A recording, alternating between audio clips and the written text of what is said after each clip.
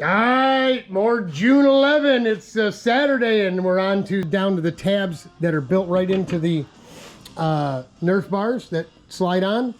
They hold the tanks and work as an ass bolster for your hips. You know, if you're skinnier than that, obviously you can just glue some padding or put some padding in there, whatever you need to do. This, in my experience, we raced it at Gingerman. I've run it on a track day or two at Grattan a few times. This is not big enough. It needs to be higher and a little bit bigger front to rear. What I told Ace on the phone was it literally probably needs to be as high as the underneath of the bodywork, because I found myself with my arm up over top of that thing trying to get away from the engine, right? So I was hooking it with the inside of my forearm and then turning this way, holding myself in position off because this thing, I got a hose clamp around the head of the motor. There's a ballistic plastic in here between the aluminum and the engine. This guard was vibrating, and the vibration, the harmonics of it was right up against the outside of my bicep, right? And it started to like burn and chafe. I mean, it was beating the daylights out of me. That super high harmonic vibration does not feel good. It felt like heat. So I put the hose clamp on it here to hold the guard right up against the engine. Boom, problem done. But after that, I just didn't want to lean against the motor at all. So there you go. It's another Micron 2. I had 6 of those at one time. I love the Micron 2 because it's only 4 display. There's only 4 numbers to look at. The RPMs will come across here. They'll flash whenever you go in and set them up. So when you don't want to be turning any more revs or whatever, you can set temperature warnings. So if you're going to run it at 408, you'd set it for 400 degrees, and the light will come on and tell you, "Hey, you dumbass, you're getting close." And you could start tuning, whatever it takes. That's it. I got a bunch of gears that would go with the kart as well. We might even have some plates or discs or whatever for in here. All new. The brake pads were all new. Those calipers were brand new. They had never been used before I got the go-kart. They took the front brakes off, raped them, stole them for a different kart, different project down there at Gary's. Mike Tracy demanded, because it was Pete's kart, that he even bought them. He paid for them and had Gary put the brakes back on. But there were no brake lines. They weren't bled. They were just on the caliper, or on the spindle. The calipers were mounted. So there you go. Those are a little thicker. The ones on those are 3/16, I think. The rotors on the 4-banger are 16th. They're real thin, but you don't really need front brakes on that kart. Enginetic rear, Enginetic masters, everything. I rebuilt everything, folks. Everything has been rebuilt. It's all vented to atmosphere, so there's no springs in any of this. It's all self-adjusts. You don't have to move a shim. You don't have to move any kind of spacer on the stub axle. None of that. None of it. It all self-adjusts. That's how RPM does things. Simple, stupid. I didn't just start doing that on my own. Paul Martin himself walked me through this a long time ago when we first built our own shifter chassis. We basically had a rear caliper on each front to stop those karts with a 1/4-inch thick, 8-inch round front rotor.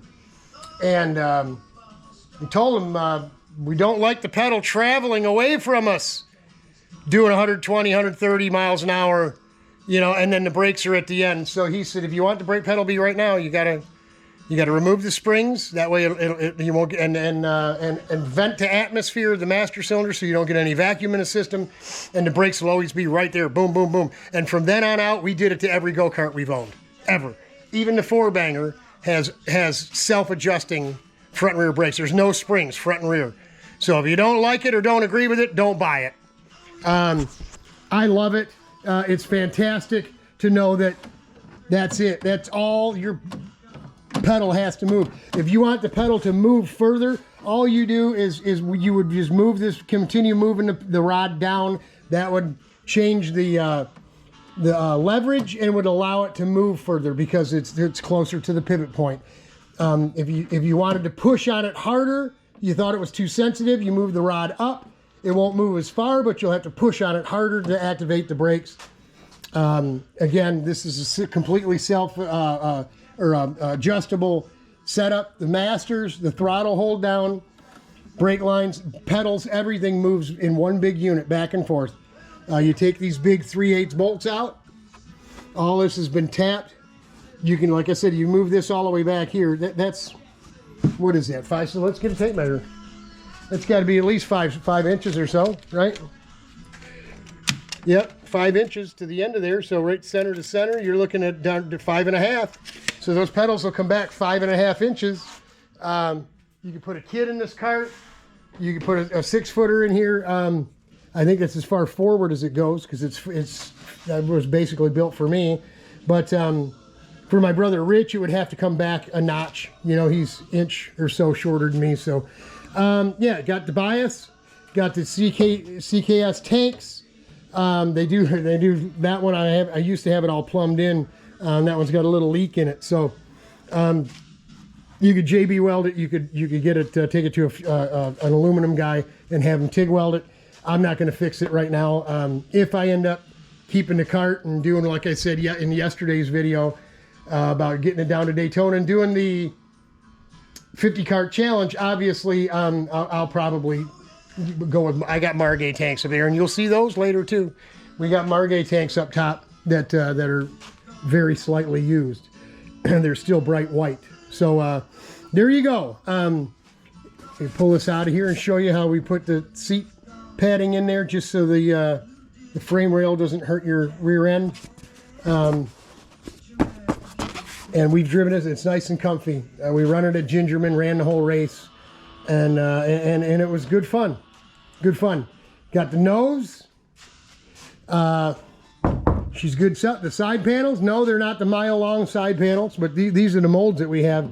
You know, when we made molds and we're making bodywork regular, that super long thing, I don't even think Yamaha karts were allowed to be that long at that point. But I could always make a third panel. You can cut it in half. That's exactly what I did here. This and that are the same panel, just cut in half, right? I just used the same end to slip underneath.